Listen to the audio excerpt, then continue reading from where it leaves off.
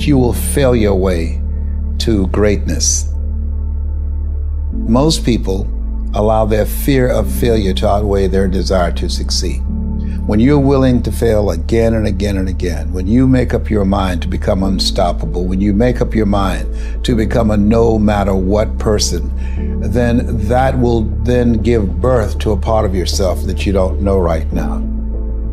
Imagine, if you will, being on your deathbed and standing around your bed, the ghost of the dreams, the ideas, the abilities, the talents given to you by life, and that you, for whatever reason, you never went after that dream.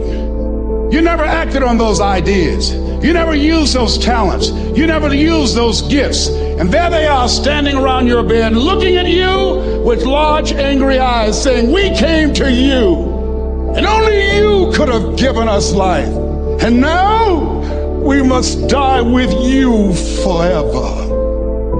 See, most people stop short of their dreams and park and get off the highway of life because of the rejections of life. You will always be rejected. It's no big deal. Jack Canfield said rejection is a myth. It's not like when somebody says no and then they slap you. No, it's just, to me, make no your vitamin. Get excited about the no. Why? Because every time someone says no, that brings you another step to a yes. You're getting closer. Trust me, you will win if you don't quit. You will win if you don't quit. Even a broke clock is right twice a day.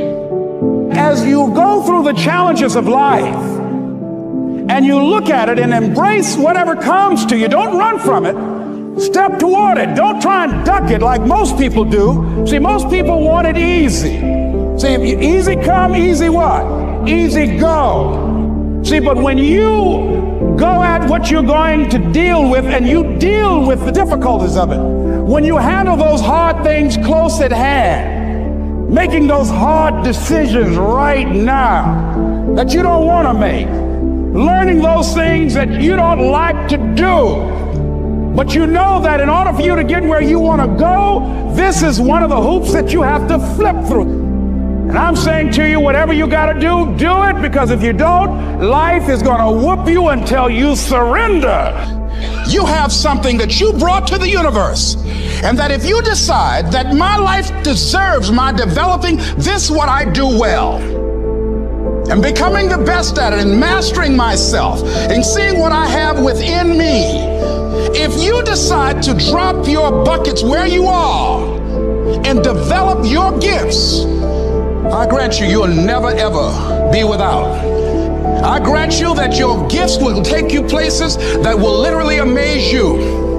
I grant you that if you begin to work to develop your gifts, you'll develop a strong sense of happiness. You'll get a larger vision of yourself, because part of beginning to get a larger vision of yourself, all of us need some area of our lives where we can have a feeling of competence. That people know when they think about this area, that's something you do. That you eat and sleep that. And that you do that. You do that. Changing is not easy.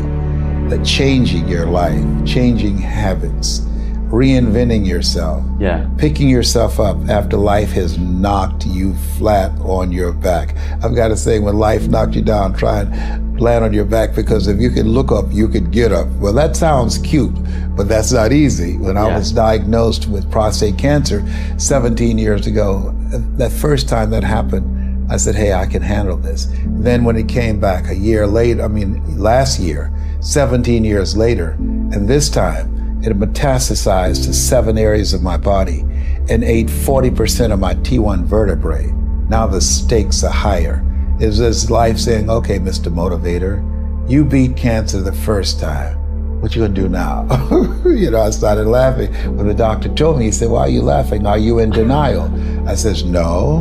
I said, I feel like Mother Teresa. He said, what do you mean? She said, Lord, I know you know how much I can bear. I just wish you to have so much confidence in me. I said, the stakes are higher. So I've got to dig in and got to fight more, because at the end of the day, life is a fight for territory. And once you stop fighting for what you want, what you don't want will automatically take over. And so it's a fight, it's a challenge in life every day.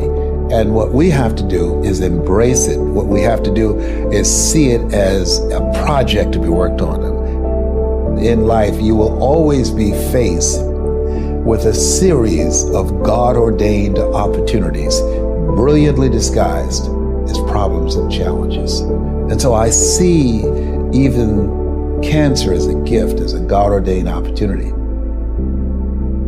If you died today, what dreams, what ideas, what talents, what books, what music, what leadership, what voice will die with you?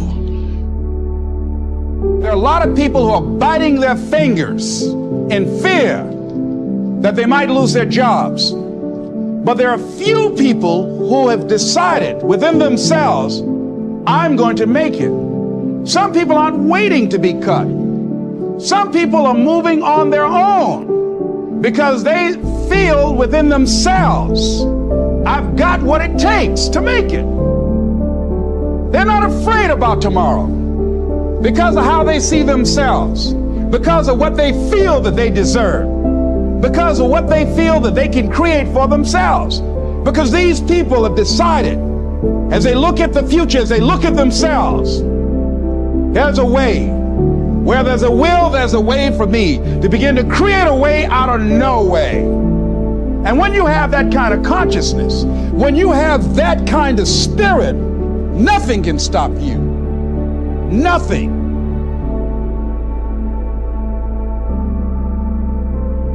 There's no secret to success. There's a system to success. And no matter what organization you become a part of, the system works if you work it. If you don't work it, it won't work. But it works if you work it.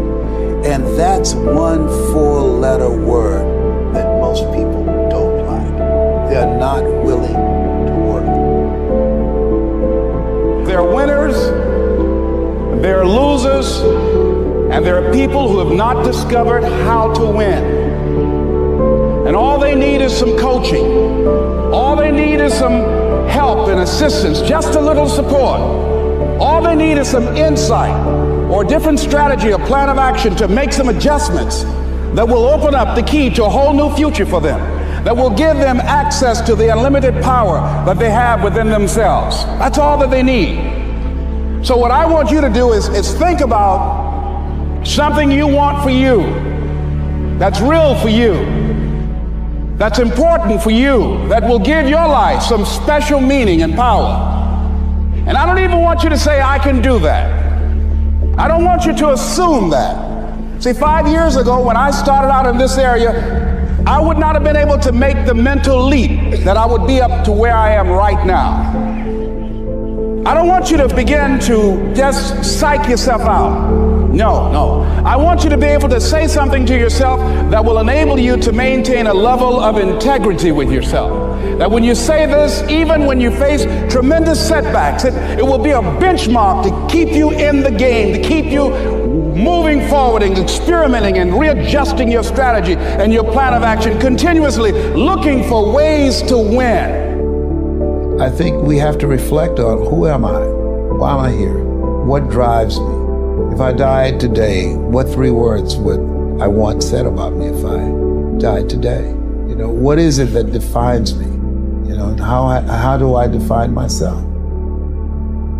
So I went to the next mode necessary to start talking to people and seeking and asking for what I wanted and leveraging relationships and trying to find out, how do the people do it that went ahead of me? How do they do it? And then what is it I need to do? How is it I need to train myself to develop myself? What's the resources that will be required in order to make it happen? And as I start seeking out and asking questions, I started running into people who said, I know someone who can help you do that.